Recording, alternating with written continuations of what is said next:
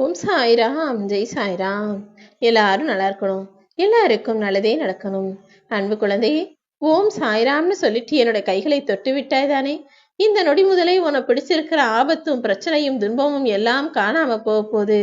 உன் பிரச்சனைகள் எல்லாத்தையும் தீர்த்து வச்சு உனக்கான மன நிம்மதியையும் நான் முழுவதுமாக தரப்போகிறேன் என் செல்லமே. நீ உன்னுடைய சுயமரியாதை இழந்து அடுத்தவனுக்கு அடிமையா இருந்தாதான் அவங்க உன் கூட இருப்பேன்னு சொன்னா, அப்படிப்பட்ட உறவே தேவையில்லைன்னு அவங்கள விட்டு விலகி வரக்கூடிய ஆளாக நீரு.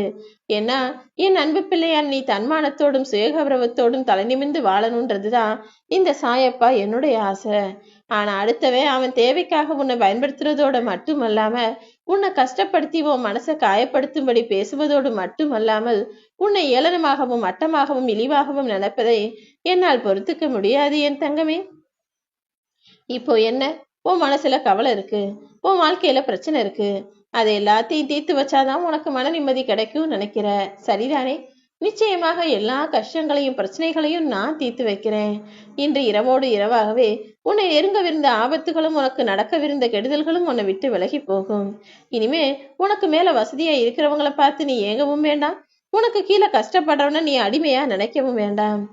நீயாக தன்னம்பிக்கையோட உன் வாழ்க்கையில எல்லா விஷயங்களையும் செஞ்சு சாதிக்க முடியும்னு அதற்கான வேலைகளை செய்ய தொடங்கு. கோபப்படுபவர் யாராக இருந்தாலும் அவர்களிடம் நெருங்கி இருப்பதில் தவறு ஏதும் இல்லை. ஏன்னா கோபப்படுறவங்க கிட்ட உண்மை இருக்கும், நேர்மை இருக்கும்.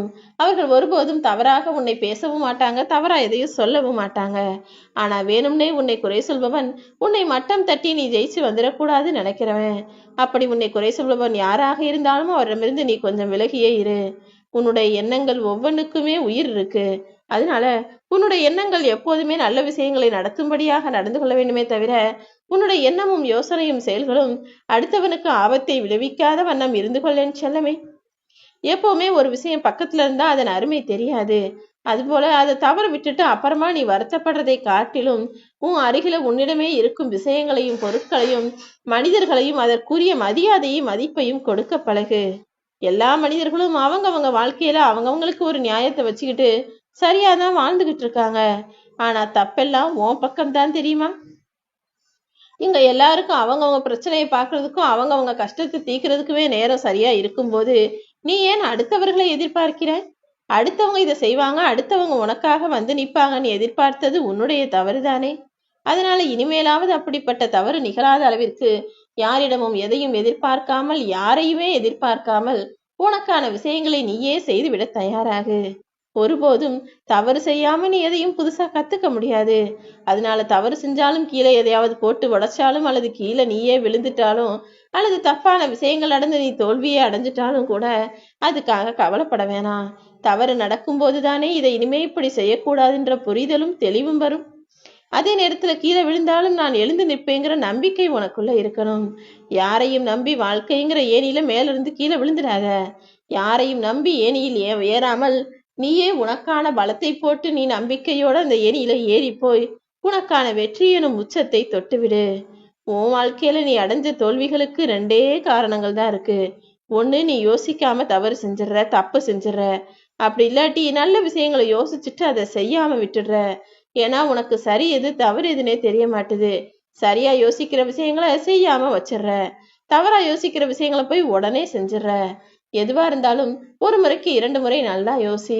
சரி எது தவறு எதுன்னு புரிஞ்சுக்கிட்டு நல்ல விஷயங்களை தொடர்ந்து செய்யக்கூடிய ஆளாக இரு. வாழ்க்கையில நீ தடுமாறும் போதும் அல்லது தடமாறி போக தவறான வழியில போக நினைக்கும் போதும் நீ என்னத்தை யாசிக்கணும் தெரியுமா?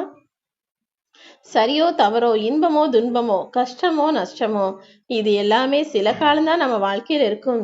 இங்க எதுவுமே நிரந்தரம் கிடையாது. இது எல்லாமே கடந்து போகின்ற நம்பிக்கையோட உன் வாழ்க்கையை வாழ ஆரம்பி. வாழ்க்கைனா என்னங்கிறத யாராலும் அவ்வளவு சுலபமாக புரிஞ்சுக்க முடியாது. ஏன்னா வாழ்க்கையில எது எப்போ வேணும்னாலும் யாருக்கு எப்படி வேண்டுமானாலும் நிகழும். தென்னை மரத்துல அவ்வளோ உயரத்துல இருந்து கீழே விழுந்தவன் கூட தப்பிச்சு நல்லா வாழ்ந்துகிட்டு இருப்பான். ஒரு சாதாரண திண்ணையில இருந்து கீழே உருண்டு விழுந்தவன் செத்து போன கதையும் இருக்கு. அதனால யாருடைய வாழ்க்கை எவ்வளவு காலம், யார் எப்போது எப்படி வாழ்க்கை மலையை மாற்றிக்குவாங்கன்றதெல்லாம் எனக்கு மட்டுமே தெரியும். உன் வாழ்க்கைக்கான பொறுப்பை என்கிட்ட ஒப்படைச்சிட்டு நீ நிம்மதியாக இரு.